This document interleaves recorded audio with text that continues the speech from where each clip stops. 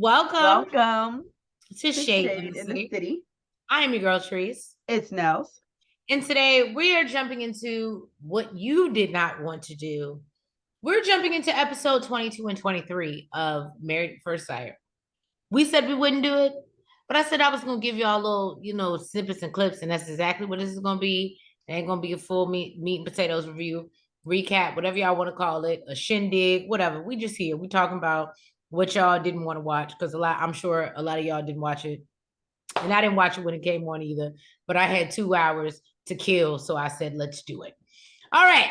So if you haven't already, Shade Squad, please make sure that you've hit that like button. And the subscribe button. And y'all, let's get into it. And let's get shady. Self-love.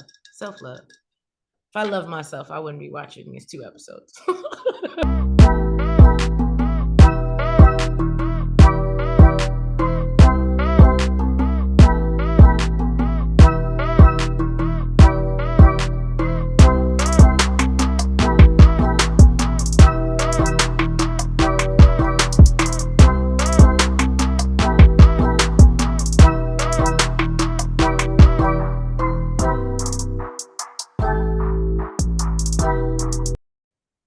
So Chris and Nicole are in wedded bliss. They're getting ready to move into their apartment. They're happy, happy, happy. That's all we need to know about Chris and Nicole. Gina is Sounds like nothing's changed. Nothing's changed. Gina is staying booked and busy. She's traveling, trying to make everything not about work. That is one thing that she has learned from this process, she claims. So then Dom meets up with Clint in the park because she claims that she knows he's interested in getting a dog. And so Clint brings up that Mac and Gina are supposed to be going on a date. Dom thinks that Gina won't be able to deal with Mac because she has her stuff together. But Clint thinks she said she doesn't think she wants to. She won't want to because she got her stuff together. Well, Clint thinks it'll work out because he took too much of Gina's spotlight. And Mac is a more chill personality, so maybe they'll just mesh better. He doesn't seem to be bothered and even offered to buy them a gift card to go I think to. he's lying. Who, Clint? Yeah. That's my I boy. actually like Clint in that moment. I say he really does not give a fuck. I think he's lying. He cares. Okay, you think Clint got some feelings? And Dom is thinking about reaching out to Gil from First of all, Married at First Sight. listen. And you know what? I saw such and such. I ain't gonna say her name just yet. Tried to shade. What was that? Mara. What was her name? Mirla. She tried to shade Mirla. Girl, don't do it. Elizabeth. Don't do it. Okay. What? Look, I said, girl. What you don't want? And first of all, one thing that Gil didn't have an issue with Mirla, he was attracted. So let's not. But anyways, Gil, out of all, listen, I think Gil is a nice dude. He's sweet, but he's a cheapskate. You know me fucked up. And he want to do 50-50. And yeah, you're You remember that season? Yeah, yes, I remember. Oh, yes, I remember. I was like, out of all people, Dom, that you could have chose from past seasons, you chose Gil. Good luck. So Jasmine takes Kirsten to look at apartments. I think that was a big thing. She really wants to take her to look at her house, but we know Jasmine's money ain't there yet. She wants to buy a house. You mean Kirsten took Jasmine? Oh yeah, Kirsten took Jasmine. Yeah, I was like, wait a second. My bad. Flip it in reverse. I'm glad she getting out of her mama's house though. Yeah, right. You need some privacy so you can get back in them streets. Right. So they discuss dating and getting back in them streets, as Nels would say. Jasmine is ready to jump back out there and is currently trying to rekindle something with somebody she knows from college. Kirsten, her friend boy. It aggravates me that she says that. Right. Like when Martell said a friend girl. Kirsten says she is focusing on herself and her businesses. You got a point. Maybe that's a down south thing. You know, Georgia, he's in Alabama. I mean, they all kind of close together. Maybe that's a down south thing. Yeah, down south thing. Because I was like, I don't say that.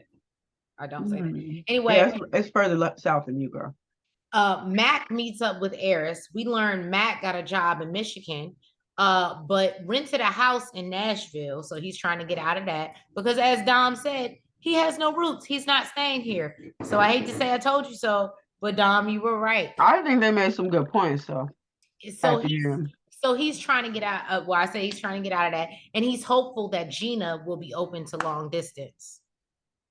Because they haven't went on their date yet, but we know they're supposed to be going on a date that's in the, works. So Nicole, again, Nicole and Chris still seem to be happy.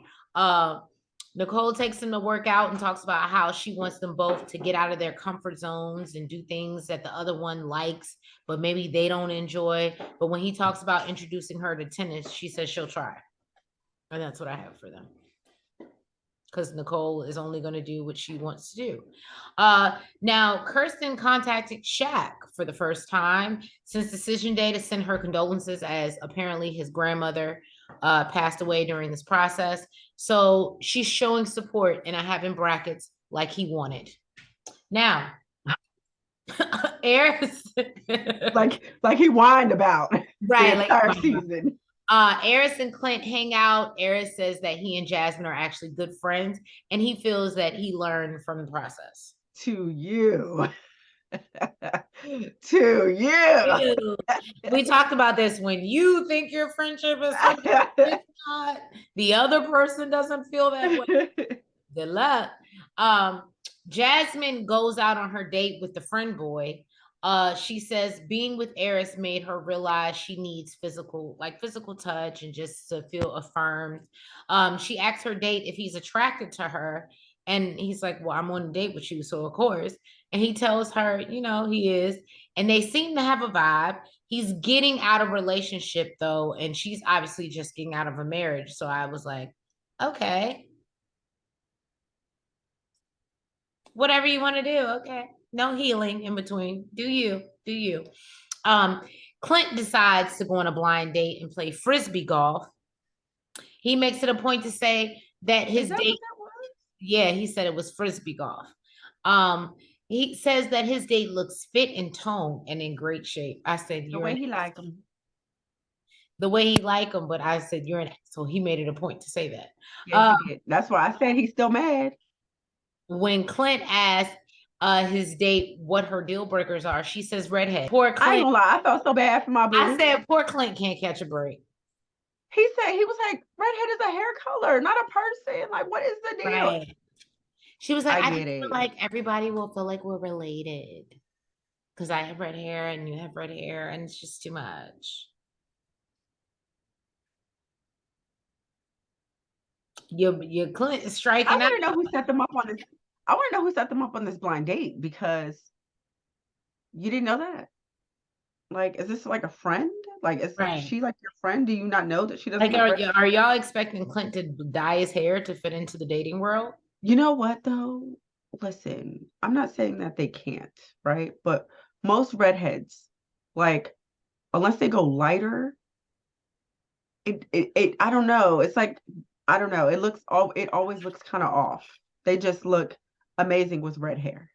Yeah. Mac and Gina go on a date to do latte art. He says he was reluctant to show up because he knows he's moving, but he's still hopeful that Gina will be open to long distance. Now, they bond over both being entrepreneurs. Yeah. Gina throws shade at Clint's swag, and Mac admits that he wasn't really attracted to Dom, as he is Gina, of course. And he breaks the news that he's leaving. And I'm going back to Michigan. And Gina says that it doesn't scare her and she's open to long distance. I said, oh, okay. My only thing is. But you said you wanted to be married, but you said you think you're ready for marriage. I'm confused, Gina. My thing is, this is a first date, right? What I'm not about to do is tell you on a first date, like, just really getting to talk to you, that I'm open to long distance with you. We can talk. I can see how it goes. But what I'm not about to be doing is flying all over the world to come see you. And I don't even know you like that, homie. Business is so important in my life. I can't ever take off. So when the hell am I going to do that? That part. Gina says she going to try to make it last forever. So the ladies meet up, and Dom reveals that she did reach out to Gil, and they have a FaceTime chat scheduled. Nicole makes a point that this is one thing Dom was complaining about, Mac not having roots in Nashville, but she's going after someone who lives in Houston. I said, shots. Boom. But you know what? That shot hit. That shot hit. But Nicole, guess what? You did that shit. But guess who the shot hit? It hit us, because if a damn sure didn't hit Dom, because Miss open to tell everybody they business to their face, did not tell Dom to her face this. Right. She said this in the confessional. I wish she would have said it to Dom. Like, oh, I really wish she would have said it to Dom too. So you're okay with long distance with Gil, but not the man you were married to. What's the difference? And then the fact that after that, Dom still had the nerve to take a shot and say, oh, I'm so surprised he's moving to Michigan. I would have never thought that. No, she did that as sarcastically. Yes, I know. You're being a sarcastic bitch, but you have the nerve to be okay with dating somebody that... Because she's attracted to Gil. So then say that. Don't say that, oh, I can't take him serious because he doesn't have any roots here, but neither does Gil. And then you still in the same sentence want to take shots at him, but say you're going to FaceTime Gil. Girl, stop. So then the girls call Gina, and she shares that she went latte making with Mac. They learn he's moving back to Michigan, and as Nell said, Dom, of course, is like, she has an I told you so moment. Kirsten talks about how she wants to talk to Shaq and get some closure about decision day. One thing I did notice about Kirsten, she made it a point, everybody she talked to, she wanted to let them know that Shaq cried. He cried. Well, he cried. She did say that. And the only thing is because this whole how masculine is he thing, and do you feel like he's like, during the whole, makes me feel like she wanted to not demasculate him, but just show like, this is the type of man that I had. He wasn't that masculine type. He broke down. And I think that was it, because she didn't just say he cried. She was like, I don't understand why he cried, and he's the one that broke my heart. Right.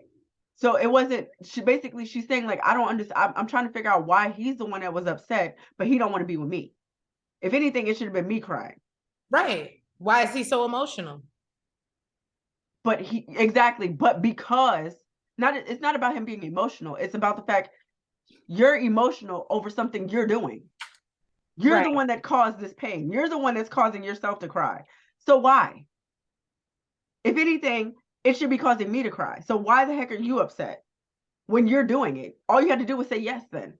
So the guys link up, and Clint says he's already had sex. And he's relieved. He ain't did it in 2 months. He needed to get that pressure off, He said it was amazing. He says he's not dating. No, I'm sorry. Eris says he's not dating, but he had some sex. And yeah, Mac tells the guys he enjoyed the date with Gina. But what I did notice? What? The guys asked, was it somebody new or somebody that from your past? Clint answered and said it was somebody from his past, and Eris kept his ass quiet. Because I wanted to know. I did too. I was waiting. And look, he just sat like he was never going to answer too. He just sat there and let Clint open his mouth and talk. And yeah, y'all, like I said, Mac tells, he enjoyed the date with Gina, but he doesn't know if he's ready to jump into something so serious because he has to move away. So again, but you want her to be open to long distance. And I already told y'all, if y'all ain't seen the reviews, y'all can more than welcome to go back and watch. But can I promise y'all that I told y'all Matt had moved cities to just be on the show and that he was not stable? Just saying, you heard it here first. Call me now for your free reading. Let's go. If you haven't already, make sure you hit the like button. And that subscribe button. Let's go into episode 23.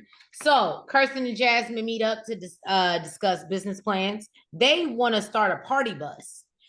Kirsten's like, we do this, we run the money, we'll make like $10,000 in a day off this small ass bus if we do these times. And she's really in her business mindset because she bought her money. She ain't got no man. Like, and she's like, I'm just Kirsten is really her. She like, you know what? Now I can focus. And I'm not gonna lie, when I'm single, I'm that same type of person. I'm about my money. Like, so I definitely felt where Kirsten was coming from. You don't see shit else. Now, the girls both joke about how Shaq and Eris will be regretful that they let them go. Girl, let go and let God. Let them regret it later. Now, Nicole and Chris have a sweet, endearing moment and are planning to host their first Thanksgiving as a family. And they called to invite her dad. That's all I got about them. Dom has margaritas with her mom, and her mom tells her that, you know, she wishes she would have tried a little bit more with Matt. Her mom feels guilty for signing her up for this whole process and hopes she can move forward. And she tells her mom about Gil and their upcoming chat. Putting 20 on 10 is what I have in brackets, because she definitely chatted up Gil a lot more and made it seem like it was more than what it was and what it was going to be, because she hadn't even talked to him yet. And yeah, she was putting 20 on 10. Now, Eris meets up with one of the Married at First Sight contestants. Her name is actually Kendra. She apparently didn't make the cut, but we saw her, I guess, during the matchmaking special, but she didn't get picked. Eris thinks that there could be something there. I didn't think that anything was there. Kendra asked why he's divorced, because she said because the main thing, the reason why I didn't think anything was there, she stresses how she wants a man that has a relationship with God. And when she's very deep rooted in her faith, and Eris is like, yeah, that's not for everybody, and that's you, that's cool, but basically I don't think you should push that on other people.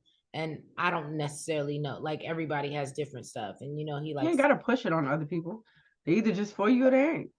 If you ain't with it, then move it along. Eris realizes it ain't for him. But it was a cute little conversation. They realized why they weren't matched up. Basically, found out real quick. Right. Nicole throws a birthday party for Charlie, the dog. Everybody attends. Her and Chris are doing well. That's all I have. Mac is happy to be back in Michigan and back in the weed business. Apparently, Mac is back into his weed business, happy, showing all the plant municipals behind him. And he's living the life, and he's like, yo, you know, I wanted to stay in Nashville, but how could I? The money's so good here. And I feel him. But Dom was right. His mom was right. Eris and Jasmine. He knew he would get more exposure and more money that way. Right. Eris and Jasmine meet up to with Shaq to check in. They both went on dates. They seem to be the best of friends. They seem to be real cool. And you know, there's no tension, because if I just divorced you, I don't want to hear about your dates and how you do. I just don't care. I don't care to hear. If anything, it's probably her. She want to try to make him jealous, I believe. Yeah, no, it was or make him realize what he lost. Right. So he asked for advice because Shaq asked for advice because he's supposed to meet up with Kirsten, and he wants to know where they stand and basically if they can remain friends. Oh Jesus, my shit is moving, my bad. Now Gina has a consultation with a lawyer. Why, I'm not sure. This is what my notes say. I'm just going off my notes, y'all. She acts like she actually had business or finances with Clint. The lawyer also advises her not to let Clint take Hank for too long without having it in writing, or basically he could have Hank, because they were married at one point. And possession is 9/10 of the law or something like that. But I think they played that up too much and tried to make it seem like Clint. They did, because I definitely thought that Clint ran off with and look, wait till you hit a red. Clint ain't worried about Hank. So Kirsten tells her friends, Takina and Glenn, that her and Shaq didn't work out. These were the last of her friends, so she's disappointed. She was waiting to tell them because I think they came to visit them while they were married. And I put in my notes, she couldn't wait to say he cried, but she's questioning why when he said no. Takina points out that Shaq seems like he wanted the perfect package, and she wouldn't be meeting up with him. You said no. What for? You said no. I was with Takina. Kirsten needs to hear it, and basically Kirsten needs to hear that it wasn't just her not fulfilling her. Basically, right now, because he told her no, Kirsten's walking around with what's wrong with me? What's wrong with me? So she just wants to hear that it wasn't just her. Wait till she watched these playbacks. Huh? Wait till she watched these playbacks and finds out how much he wanted to be coddled and how needy he was. She's gonna be like, right, this is what I was tripping over. Right. This. But right now she's going through, she's like, what's wrong with me? Why didn't it work out? Bitch boy. Oh, baby. So Dom calls Gil, and she gets an unexpected talking to about how she really didn't give her marriage a shot. Because he asked her, he was like, oh, how long? And she was like, well, it really didn't work out, but like I stayed into it for like, 14 days or like something like that. Like, and he was like, so you really didn't give your marriage a chance? And he was actually kind of like a little turned off by that. I'm sure. And then she tells Gil that basically she's checking for him, and he says he's just not jumping into a relationship with anybody, especially somebody that's so easy to jump out. Right. After what he's been through, he says he has trust issues, and he basically, Gil is intentional at this point, and he's just not, and he lets her know he's dating, but he's just not dating anybody just to say he's dating them. He's, you know what I mean? And Dom is still optimistic. I think I like Gil. And I'm like, bitch, you didn't see you didn't hear that he don't like you? It might not even be, he was nice. I don't even think it was. I think he's just nice. He's just a nice guy. Right. I think it was just nice. But I think she ran with it and was like, oh my God. Because he wasn't like, bitch, I don't want you. Like, Kirsten and Shaq meet up. He's having a rough time grieving his grandmother. Kirsten says she's there for closure. Well, fuck you too, like. Jesus Christ. I'm sorry, let me start over. So Kirsten and Shaq meet up, right? He's having a rough time grieving his grandmother. Kirsten says she's there for closure. Shaq says he wanted to be married to her, but they were on two separate pages. She asks why he was crying and on decision day, and he said he decided for him. He made the best decision for him, and he didn't know what it was going to be that day, and he was overwhelmed. He feels they didn't have a fair shot to get on one accord. And Shaq wants to know where they stand, and Kirsten tells him she can be cordial, and Shaq says that that's what he expected. No emotion, no nurturing.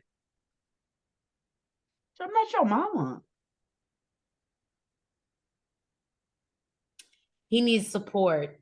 I can't wait to see. J-Dub, if you watch this, because I know you didn't watch the 2 episodes, if you did, but I would love to know what because he still needs that support even after he divorced her. He expects her support.